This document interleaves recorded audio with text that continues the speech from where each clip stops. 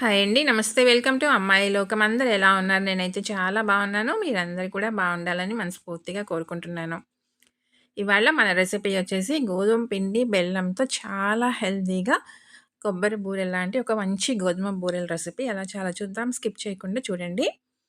ముందుగా మిక్సింగ్ బౌల్‌లో ఒక కప్పు గోధుమ పిండి, తర్వాత కడాయి పెట్టుకొని అరకప్పు వచ్చేసేసి బెల్లం తీసుకున్నామండి.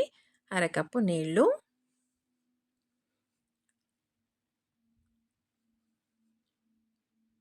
మనకి బెల్లం ఏమి పాకం రావాల్సిన అవసరం లేదు. కరిగితేనే సరిపోతుంది.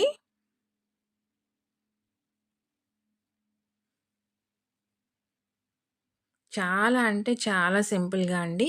కేవలం 2 పదార్థాలనమాట. గోధుమ పిండి, బెల్లం అంతేను. టేస్ట్ అయితే చాలా బావుంటుంది. మనకి బెల్లం కరిగిపోయిందండి. ఇప్పుడు స్టవ్ అయితే ఆఫ్ చేసేసుకుందాము. ఇప్పుడు పిండితో పాటు 2 యాలకులని దంచి వేసుకుందాం.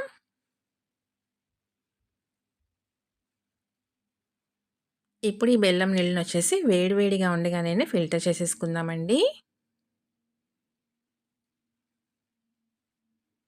ఫిల్టర్ చేసుకుంటే ఏంటంటే మనకి దుమ్మదేమైనా ఉన్నా గానీ అక్కడ నిలిచిపోతుందనమాట. ఇప్పుడు విస్క్ పెట్టి చక్కగా మంచిగా కలిపేసుకుందాం. ఇంకా కొంచెం నీళ్ళైతే పడతాయండి దీనిలో.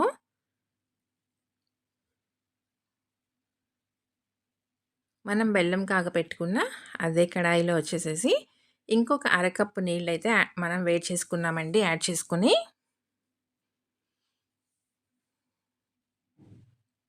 మనం పోసుకునే నీళ్ళు కూడా ఇప్పుడు వేడి నీళ్ళే పోసుకుందాము. చల్లటి నీళ్ళు కాకుండాను.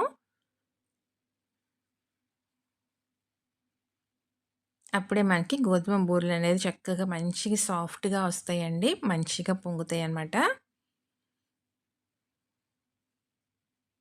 అరకప్పు నీళ్ళు మనం తర్వాత కాగపెట్టుకుని ఒకేసారి వేసుకోకుండా కొంచెం కొంచెంగా చెక్ చేసుకుంటా వేసుకుందాము. కానీ అరకప్పు నీళ్ళు పడతాయండి.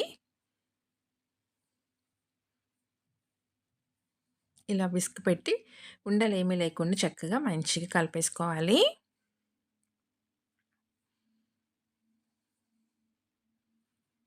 ఇప్పుడు ఒక టీ స్పూన్ వచ్చి నువ్వులు వేసుకుందాము.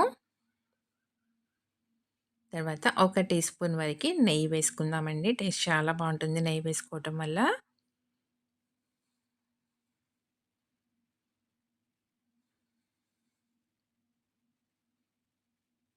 మొత్తం మంచిగా కలిపేసుకుందాము. లాస్ట్‌లో వచ్చేసి ఒక చిటికెడు వంట సోడా వేసుకుందామండి. మనం అప్పటికప్పుడు చేసుకుంటున్నాం కాబట్టి మంచిగా పొంగుతుందనమాట. ఒకవేళ వంట సోడా గనక మీరు వద్దు అనుకున్నట్లయితే ఒక అరగంట పాటు పక్కన పెట్టుకొని నానిన తర్వాత వేసుకున్నా కూడా మంచిగా వస్తాయండి.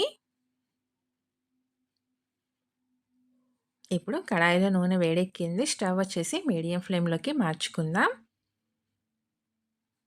ఇలా ఒక్కొక్కటిగా వేసుకొని ఒకటి పైకొచ్చిన తర్వాత ఇంకొకటి వేసుకుందాము.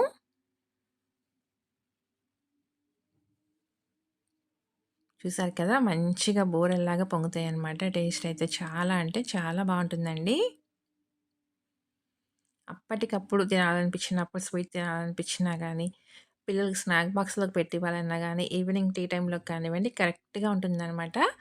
స్వీట్‌నెస్ కూడా మనం తీసుకున్న అరకప్పు బెల్లం అనేది కరెక్ట్‌గా సరిపోతుందండి.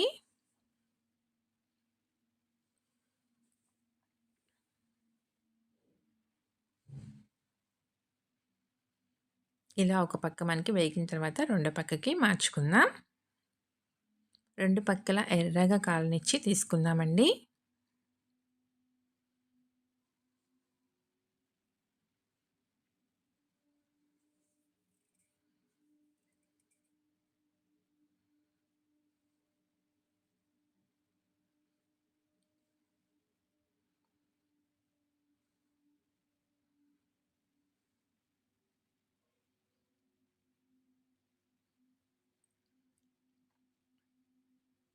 అంతేనండి తీసేసుకుందాము.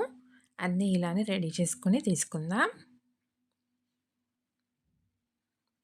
స్టవ్ వచ్చేసి మనకి మీడియం ఫ్లేమ్‌లోనే ఉండాలండి. హైలో పెట్టుకున్నామనుకోండి, గోధుమ పిండి కాబట్టి మనకి వేయగానే బెల్లం కూడా వేసుకున్నాం కాబట్టి వెంటనే కలర్ మారిపోతుందండి. కానీ లోపల పచ్చిదనం అలానే ఉంటుంది. పిండి పిండిగా ఉంటుందనమాట. స్టవ్ వచ్చేసి ఫస్ట్ నుంచి లాస్ట్ వరకి కూడా మనం మీడియం ఫ్లేమ్‌లో పెట్టుకొని వేయించుకుందాము. చూసారు కదా! చక్కగా ఎంత మంచిగా వేగినాయనమాట. పైన మంచి క్రిస్పీగా, లోపల సాఫ్ట్‌గా టేస్ట్ అయితే చాలా అంటే చాలా బావుందండి. తప్పకుండా మీరు ట్రై చేసి చూడండి. మీకెలా వచ్చిందో కూడా నాకు తప్పనిసరిగా కమెంట్ చేయండి. అలానే వీడియో నచ్చినట్లయితే తప్పకుండా సబ్స్క్రైబ్ చేసుకొని ఒక లైక్ ఇచ్చేయండి. మీ ఫ్రెండ్స్‌కి, ఫ్యామిలీ మెంబర్స్‌కి షేర్ చేయండి. చూసారు కదా! ఎంత సాఫ్ట్‌గా వచ్చినాయన్నమాట. టేస్ట్ కూడా చాలా బాగుంది. తప్పకుండా ట్రై చేసి చూడండి. ఈరోజు రెసిపీ అయితే ఇంతేనండి. రేపు ఇంకో కొత్త రెసిపీతో మీ ముందుకొచ్చేస్తాను. Thank you for watching.